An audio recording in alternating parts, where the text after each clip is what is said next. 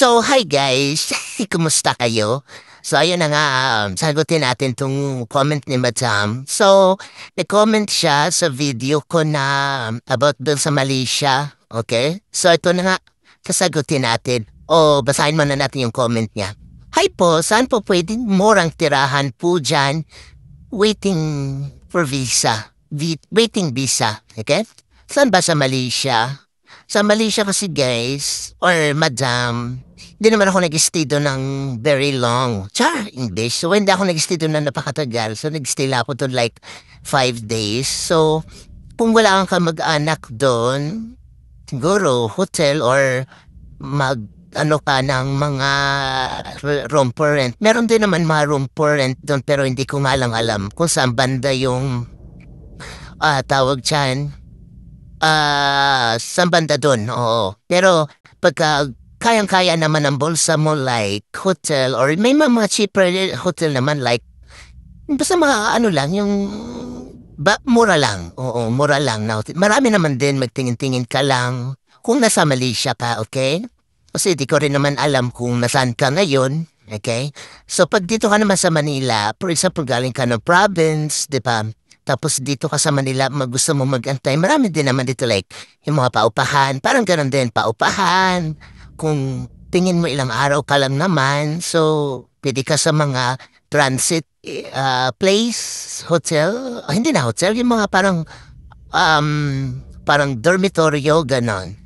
So kung Malaysia din naman, siguro may mga ganon lang dormitoryo din na mga, nga lang, di ko talaga alam kung saan tayo makahano. Pero meron dyan, siguro mga around city, kung saan, much better kung saan ka malapit yung visa na pinag-applyan mo or inantay mo. So, tingin-tingin ka na lang sa mga tawag dyan, sa around the area. Pero hirap kasi yung iba wala namang paskil na room for rent, ganon. So, tingin-tingin ka na lang siguro sa mga online kung meron tayong mga online doon. So, yun lang. Kasi kung mag-hotel ka din tapos nandun ka lang, napakamahal din naman kahit ilang araw lang. Pero kung kaya naman ang budget mo, why not, diba? Pero kung much better, kung may kakilala ka doon din, pwede kang mag-sleep over doon sa kanila like, kung ilang araw ka lang, diba? So, much better yun kasi mas malaking savings mo doon. See, kung may mga kamag-anak ka or napasa pwede kang makitulog, na safe ka naman, diba? So, okay lang din. Kasi kung ako kasi siguro kung ganyan, tapos na-check ko ilang araw.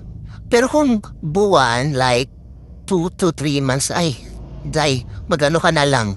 Room for rent ka na lang, maghanap ka na. Kahit mga bed spacer lang type na may mahanap ka rin naman, mga bed spacer type para makamura ka. Then, make sure lang na secure din yung mga gamit mo kasi mahirap naman na, lalo na kung mga di mo ka-tribo yung mga kasama mo doon, diba? Mahirap doon. Tapos ano pa ba? Siguro yun yung may bigay ko sa'yo kasi kung mali siya ka talaga nag-antay, hindi ko alam kung saan. Pero bibigyan lang kita ng idea. Yun nga, sabi ko sa'yo magting ka ng room for rent malapit sa in-applyan mong visa kung malayo ka.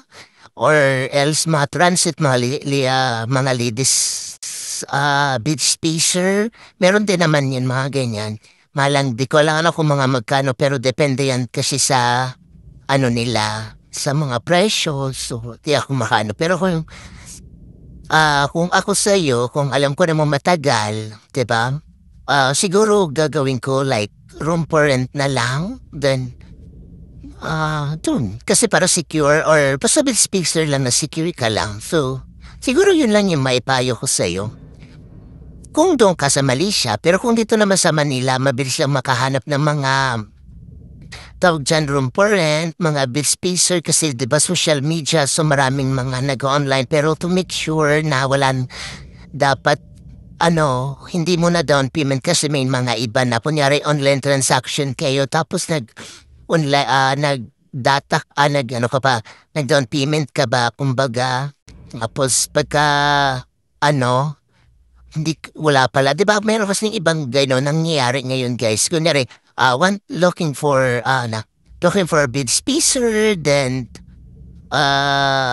ganyan may mga nagko-comment dun ng mga may-ari ng mga paupahan. Tapos 'pag nag-comment dun, yun na, tapos so ipi-PM ka, sabihin, kung gusto mo makuha 'tong area na 'to or 'tong kwarto na 'to, magda-down payment ka through send GCash like gano'n. So, be careful ka lang din sa mga gano'n kasi mahirap na rin.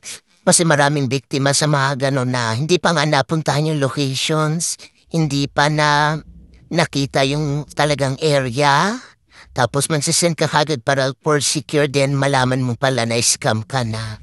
So, yun lang kasi talagang yun, risky yung mga gano'n, okay? Yun lang siguro.